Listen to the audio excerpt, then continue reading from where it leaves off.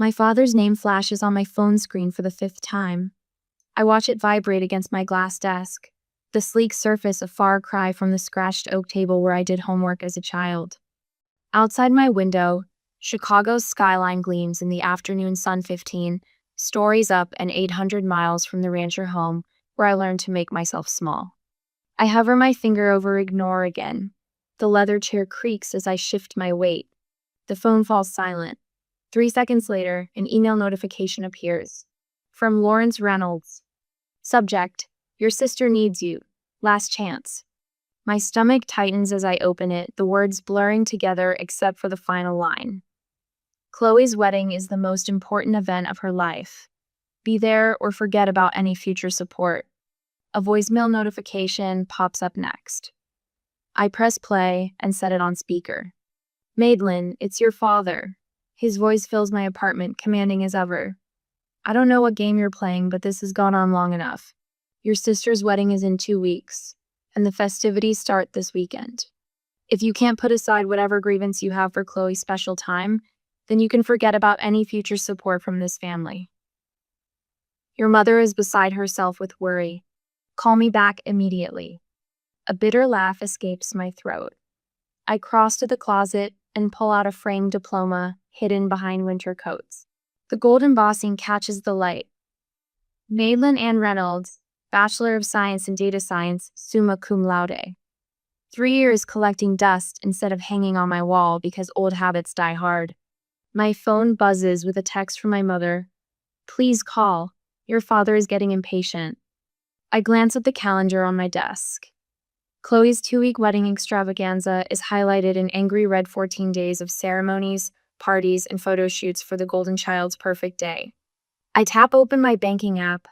$138,947.32 in savings. More than enough to never need their support again. They just don't know it yet. A memory surfaces 3rd grade, clutching my report card with 5 perfect as. Mom at the kitchen table, nodding without looking up from her magazine. That's nice, honey. That same night, the living room erupting in cheers for Chloe's participation ribbon from the school play. Did you see how she projected her voice? She was the best one up there. Dad's face glowing with pride while I sat invisible on the stairs. The science fair my sophomore year. The blue ribbon I won for analyzing local water quality. The empty chairs where my parents should have been, they'd gone to Chloe's soccer game instead. She'd scored 1 goal and they talked about it for weeks. Principal Williams handed me my award. Your parents must be so proud. I nodded, the hollow feeling in my chest already familiar. Then senior year, the thick acceptance package from the University of Chicago. My hands trembling as I read the scholarship offer. Chicago? Mom's forehead creased with concern. That's so far away. Chloe might feel inferior if you go there when she's just attending community college. Dad didn't even look up from his newspaper. We've discussed this. You're staying local. End of story. The quiet negotiation that followed. I could live in the dorms at State, just 20 minutes away. For quiet study, I'd argued. They agreed, believing I'd surrendered. 2 weeks later, I boarded a bus to Chicago with everything I owned in 2 suitcases, leaving a carefully crafted paper trail of community college registration and a fake dorm assignment. The calculated risk of my first real independence. Now I stand before my bathroom mirror, no longer the invisible daughter. My reflection shows someone they wouldn't recognize confident, successful, unburdened by the need for their approval. I return to my desk and trace my fingers over my name on the diploma. Madeline Ann Reynolds, product analyst, 6-figure salary, invisible no more. My laptop screen glows as I open the airline website. My fingers move decisively across the keyboard, booking a first-class ticket home. Time they finally see me, I whisper to my reflection in the darkened screen. I pack my designer luggage with precision, tucking the diploma between layers of clothes. A gentle smile spreads across my face as I imagine their expressions when they finally learn who I've become. Have you ever had to hide your success from those who should have celebrated it most? What would you do if your family only valued you when they needed something from you? My homecoming is about to teach them a lesson they never expected. The rental car crunches over familiar gravel. I park behind a florist's span unloading cascades of white roses. My childhood home has transformed into something from a bridal magazine, with ivory fabric swags draped across the porch railings. My mother opens the door before I knock. Her hair is colored a precise shade of honey blonde, not a strand out of place. Madeline, finally. Her hug feels like a performance, too stiff and too brief. Decided to support your sister, I see. Inside, the house smells of vanilla candles and fresh paint. Wedding planning has turned every surface into a staging area. My father emerges from his study, reading glasses perched on his nose. He doesn't hug me, just nods over a clipboard. Good, you're here. The programs need to be folded and these guest welcome bags assembled. He thrusts the clipboard into my hands. Chloe needs these done by 4. I just walked in the door, Dad. And now you have something useful to do. Chloe appears at the top of the stairs, phone pressed to her ear. No, I specifically said cascading arrangement, not gathered. This is literally ruining everything. She spots me and holds up one finger in the universal sign for wait. Do you understand this is the most important day of my life? When she finally descends, she air kisses near my cheek. Mad, thank God. The caterer's threatening to quit, and Mom is useless with the seating chart. Nice to see you too, Chloe. Elliot's planning this surprise for the reception, and I need to make sure it coordinates with everything else. Elliot? I set down my bag. Her fiancé, my mother supplies. You'll meet him at dinner. He's absolutely wonderful. Such a brilliant investor. Crypto millionaire, Chloe corrects with obvious pride. Elliot Brady arrives at precisely 6:30, carrying an expensive bottle of wine and wearing a smile that doesn't quite reach his eyes. He's taller than I expected, with the kind of clean-cut handsomeness that belongs in commercials for luxury watches. The mysterious sister finally appears. He grips my hand too firmly. Chloe said you were some kind of computer genius hiding away in the big city. Product analyst, I correct. Sounds intense. He winks. I've got some friends developing an AI trading platform, revolutionary stuff. We should talk shop sometime. During dinner, Elliot dominates with tales of crypto investments and exclusive opportunities. My father hangs on every word. So which exchanges do you primarily trade on? I ask, during a rare pause. Elliot's smile freezes momentarily. Oh, a mix. Mostly private platforms, exclusive access through my network. Fascinating. And your company's based where? We're decentralized, he replies smoothly. The beauty of blockchain, right? I've got partners in Singapore, Zurich, Dubai. My father shoots me a warning look. Madeline, not everyone wants to discuss business at dinner. Later, searching for wedding programs in my father's study, I stumble across refinancing paperwork for the house, dated 3 weeks ago. The property I grew up in, which had been nearly paid off, now carries a sizable new mortgage. Voices drift from the adjacent dining room. Lawrence, are you sure about this second mortgage? My mother's worried tone freezes me in place. That's everything from my inheritance, too. Helen, Elliot has guaranteed 20% returns minimum. But $115,000 is... You wouldn't understand investments like these. My father cuts her off. This is what building real wealth looks like. I lean against the wall, my analyst brain calculating risk factors. Second mortgage, family savings, inheritance, all flowing toward Elliot's vague investment opportunity. He's a fraud. Aunt Helen's voice is barely above a whisper as we stand in the back garden, supposedly admiring her contributions to the wedding flowers. You see it too? I ask. She nods, her gray eyes so similar to mine sharp with concern. Your father won't listen to me. Started talking about how I've always been jealous of his success. Mr. Wilson down the street lost $50,000 in an exclusive investment opportunity last year, she continues. Sounded awfully familiar when I heard about Elliot's proposals. Madeline? A familiar voice calls from the fence line. Mr. Thomas, my old science teacher, waves. I've been following your career. That Chicago data science program you attended is one of the best in the country. I freeze. How did you... Unlike your parents, some of us actually pay attention. Aunt Helen pats my hand. For the first time since arriving, I feel seen. Dad, Mom, I think we need to talk about Elliot. We're in the living room that evening. What about him? My father doesn't look up from his newspaper. I've noticed some inconsistencies in his business claims. The way he describes his investments doesn't align with how crypto markets actually function. My mother sighs dramatically. Honestly, Madeline, you've always been jealous of your sister's happiness. This isn't about jealousy. His investment claims don't make mathematical sense. My father finally looks at me, his expression hardening. You don't understand business at this level, Madeline. Not everything fits into your little spreadsheets. The front door opens, and Chloe enters with Elliot. She immediately senses the tension. What's going on? Your sister has concerns about Elliot's business. Chloe's face crumples. Are you serious?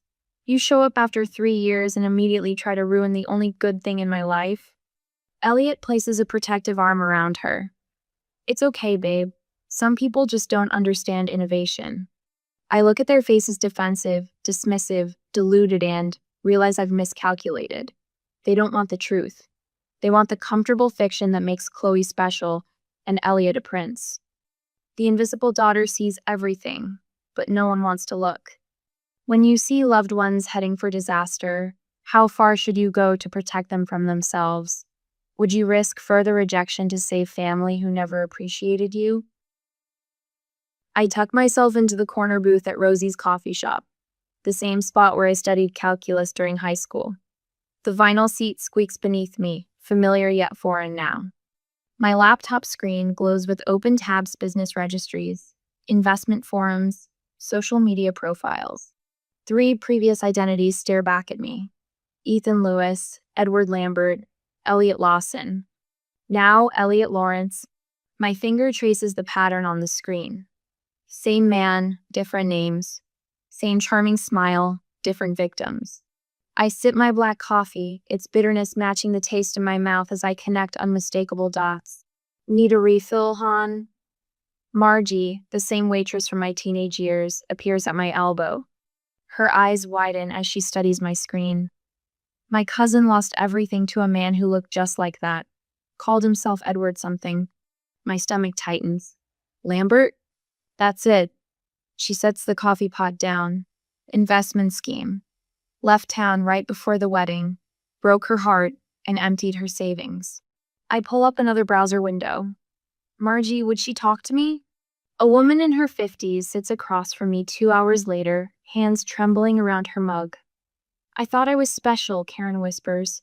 He made me feel chosen. My sister thinks the same thing. Karen slides a folder across the table. Pictures, bank statements, police reports that went nowhere. Her jaw tightens. He disappeared 3 days before our wedding, along with $60,000 and my mother's heirloom ring.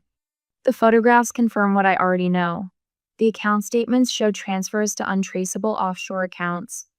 The police reports detail 3 other victims with similar stories in 3 different states. I thank Karen and pack up my evidence. The wedding is 5 days away. The knot in my stomach tightens. Where have you been? Mother's voice cuts through the hallway as I step inside. The flower arrangements need checking, and Chloe's having a meltdown about the place cards. I glance at my watch barely past noon. I was researching something important. More important than your sister's wedding? She thrusts a checklist into my hands. Your father noticed your attitude problem. He says you've barely helped at all. A familiar weight settles on my shoulders. The invisible daughter, now visible only for criticism. I find Chloe in the dining room, surrounded by sample table settings and crumpled tissues.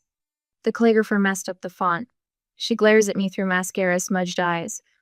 Where were you? I've been texting for hours. I check my phone. 3 texts, the first sent 40 minutes ago. You've always done this. Chloe sniffles dramatically, disappearing when you're needed, then showing up to overshadow me. The accusation lands with practiced precision. For 23 years, my existence has somehow both fallen short and been too much. I'm trying to help you, Chloe. By avoiding wedding preparations, by questioning Elliot's business. Her voice rises. You can't stand that I found someone amazing while you're alone in Chicago doing whatever boring job pays your bills. I bite back the truth about my boring job that pays twice what she's ever earned. Instead, I pick up a place card and examine the allegedly wrong font. I can call the calligrapher, I offer. Dad already did. Chloe dabs her eyes. At least he supports me. The living room falls silent as I finish presenting my evidence.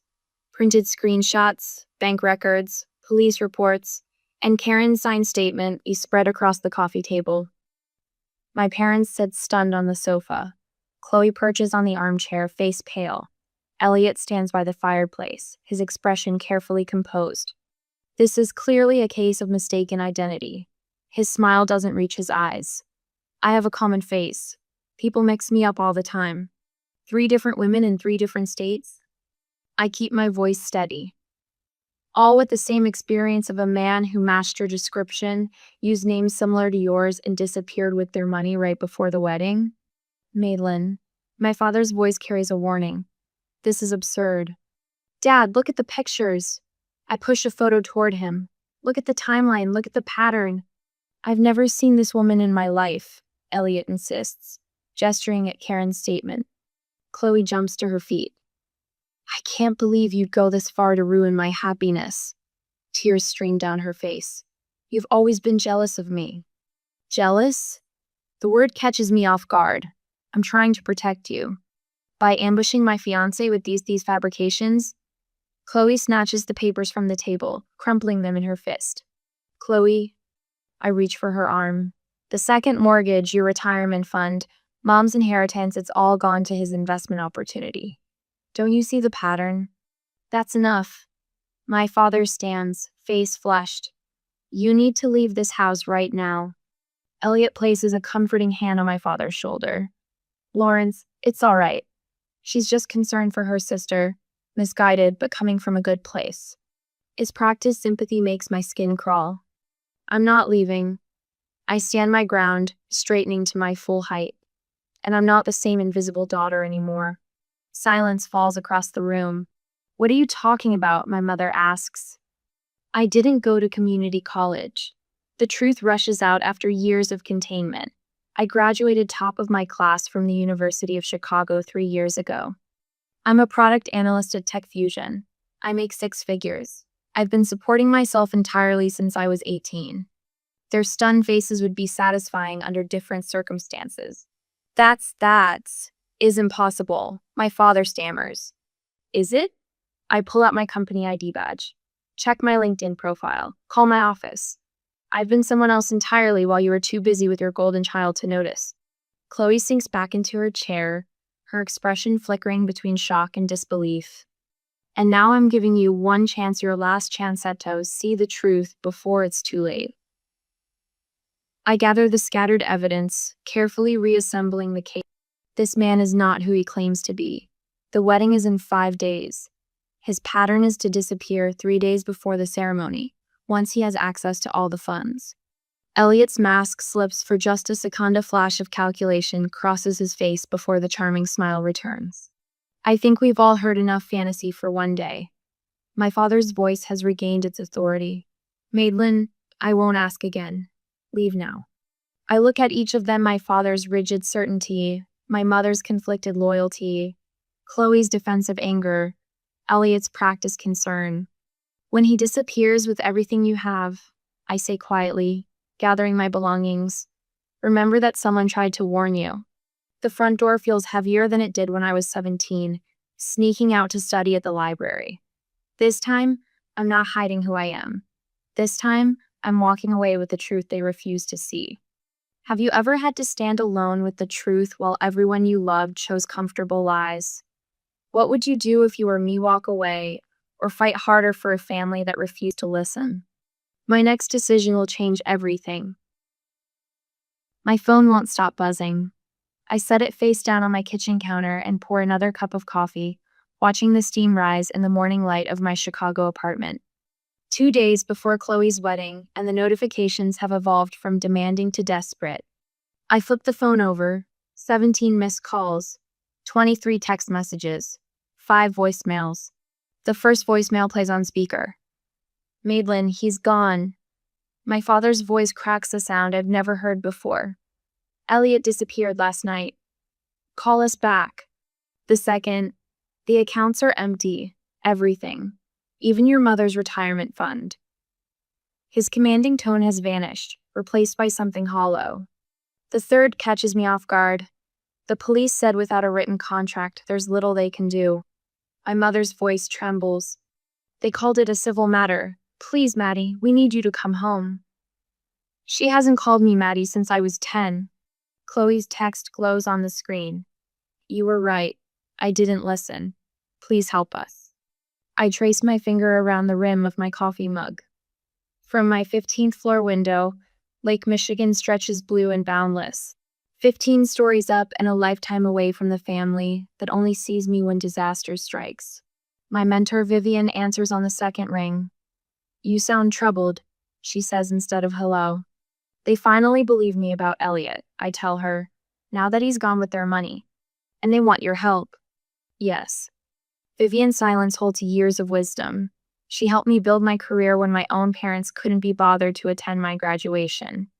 What are you considering? She finally asks. I press my forehead against the cool glass of my window. I haven't decided yet. Boundaries aren't walls, Madeline. They're doors you control. After we hang up, I book a flight home for the second time this month. The difference. This time, I pack only enough clothes for 3 days. The wedding tent stands half dismantled in the backyard when my cab pulls up. White chairs stacked against the fence. The elaborate flower arrangements now wilting still adorn the porch rails. My mother opens the door before I knock, her makeup-free face aged 5 years in 2 days. You came. Her arms hover for a hug I don't step into. My father paces the living room, phone pressed to his ear. He hangs up when he sees me. His eyes flick to my designer handbag, the watch on my wrist. We thought perhaps you might be able to help with. He clears his throat. Financial assistance. Until we sort this out. What will the Hendersons think? My mother wrings her hands. And the country club board. Your father is treasurer.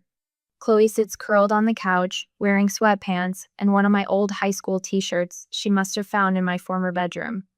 Her eyes are swollen. If you had been more supportive from the beginning, I might have listened. Her voice lacks its usual edge, but the blame lands familiar nonetheless. You were always so negative about him. I set my handbag on the coffee table and unbutton my coat. The living room feels smaller than I remember. The walls still display Chloe's dance trophies and not a single one of my academic achievements. I can help with some things, I say, my voice steady. Not all. My father straightens. Now, Madeline, as your father, I can help you file police reports properly. I can contact my colleague who specializes in financial fraud recovery. I can connect you with a lawyer who handles cases like this. I take the points off on my fingers. I cannot replace the money you lost. The silence stretches taut between us. But, my mother starts. I earn 6 figures. I have substantial savings. And I will not sacrifice my financial security to rescue you from a situation I explicitly warned you about. My father's face reddens. This family has supported you your entire life. A laugh escapes me short. Unexpected. Did you? When? We put a roof over your head. Food on the table. That's the legal minimum, Dad. Chloe uncurls from the couch. So you're just going to abandon us? After being right? Is that what matters to you, being right? I meet her gaze steadily. What matters to me is being respected, being heard. I exhale slowly. You need me now, but you've never wanted me. There's a difference. My mother collapses into a chair. How can you be so cold? I learned from experts. The words slip out before I can catch them. For the first time, they all truly look at Mena through me or past me. They see the woman who built herself without their notice, who succeeded without their approval. These are my boundaries, I say quietly. I will help you navigate this legally. I will stay 3 days. I will not empty my savings account or co-sign loans. Those are my terms. My father starts to speak, stops, then tries again. When did you become this person? When you weren't looking. Is it our obligation to help family when they've treated us poorly? Or is setting boundaries an act of self-respect? What conditions would you set before helping those who only turn to you in crisis? Father paces the living room, each heavy footfall drumming his authority into the floorboards I once tiptoed across. As head of this family, I've always made decisions with everyone's best interests at heart. He stops, squares his shoulders toward me. This situation requires a united front. I sit perched on the edge of the same armchair, where I'd curl up with books as a child, trying to disappear. Not anymore. Mother wrings her hands, wedding ring clicking against her knuckles. Blood is thicker than water, Madeline. Surely you understand that now. The familiar weight of their expectations presses down. I straighten my spine. You've always thought you were better. Chloe's voice cracks. Her mascara-streaked face bears little resemblance to the beaming bride-to-be from wedding invitations still scattered across the coffee table. Perfect Madeline with her fancy job and big city life. I check my watch. They've been at this for 27 minutes. The coordinated pressure, the guilt, the attempt to make me fold like the paper dolls Chloe and I once played with. She got the pretty dresses. I got the torn scraps. When I was 8, I say, voice steady, I won the district spelling bee. You told me you couldn't come because Dad had an important meeting. Father's mouth opens. I raise my hand. I saw you both at Friendly's afterward, with Chloe, celebrating her participation ribbon from field day. The silence hangs thick as summer heat. 10th grade. My science project on agricultural runoff won state recognition. The ceremony was the same night as Chloe's choir concert, where she sang in the back row. You chose the concert. Mother's gaze drops to her lap. My high school graduation you left immediately after because Chloe had a date to prom and needed help with her hair. The grandfather clock ticks in the corner, marking seconds of uncomfortable truth. Christmas 2020. I got you each thoughtful gifts based on conversations we'd had that year. You gave me a generic gift card with the wrong name on it. The front door opens with a familiar creak. Aunt Helen stands framed in the doorway, clutching her purse like a shield. I saw it all. Her voice wavers but holds.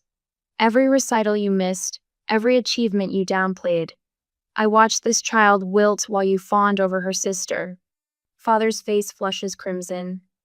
This is family business, Helen. I am family, my aunt says.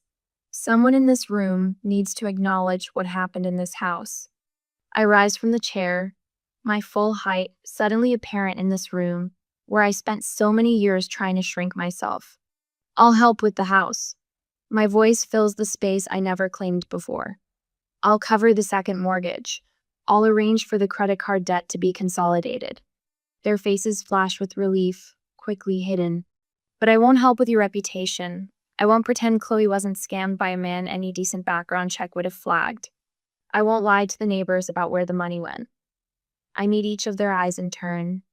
I won't attend any community functions where you parade me around as the dutiful daughter who swooped in to save the day. Father's jaw clenches. You don't get to dictate terms in my house. I do when I'm the one with the means to save it. The words taste unfamiliar, powerful, certain. My assistance comes with legal protections for me. The money will be handled through formal channels with documentation. You won't have direct access to any funds. Think of it as a business transaction, not a family bailout. Mother's eyes widen. We're not some charity case, Maylin. No, you're not. Charity doesn't come with requirements. This does. From my briefcase, I withdraw 3 copies of a document my lawyer prepared. The paper makes a crisp sound as I place them on the coffee table. This outlines the terms of my financial assistance. One-time solution, not an ongoing relationship. I'll transfer the funds to pay off the second mortgage directly to the bank. The credit card consolidation will go through a financial advisor I've selected. This is ridiculous. Father blusters, but his eyes track the papers. Second page is an acknowledgement. I tap the document. It states that for years, you consistently favored one child over the other, creating an environment of emotional neglect. Mother gasps. We would never sign such a thing. Then I'll leave, and you can explain to the bank why you can't make next month's payment. The room falls quiet except for Chloe's ragged breathing. Father reaches for his reading glasses with shaking hands. You've become hard. I've become honest. I remain standing. The world didn't break me, neither did you, but I won't pretend anymore. He reads silently, pen hovering above the signature line. His hand trembles. Your mother and I did our best. Your best was deeply unequal. The words emerge without anger, just truth. 10 minutes later, all 3 signatures mark the page. I text my financial advisor to proceed with the arrangements we discussed. I pull out my phone and make a call. Miss Winters, we're proceeding with Plan A. Yes, the full arrangement. I listen briefly. Thank you. The documentation has been signed. You'll receive copies within the hour. I turn to my family. Rachel Winters is a certified financial advisor who specializes in family debt restructuring. She'll contact you tomorrow to begin the process. Everything will go through her, not me. Father opens his mouth to object. This isn't negotiable, I say. She'll ensure the mortgage gets paid and creditors are handled properly. The money never touches your accounts directly. I gather my things without rush or ceremony. No tearful embraces, no promises to call soon. I hope you find peace with your choices. I straighten my jacket, check that I have everything. Aunt Helen follows me onto the porch. Will you be all right? The afternoon sun warms my face as I look at the street where I once waited for a school bus, dreaming of escape. I already am. I walk to my rental car, back straight, steps measured. The rearview mirror shows the house growing smaller, but I don't look back. Some bridges can't be rebuilt. Some shouldn't be.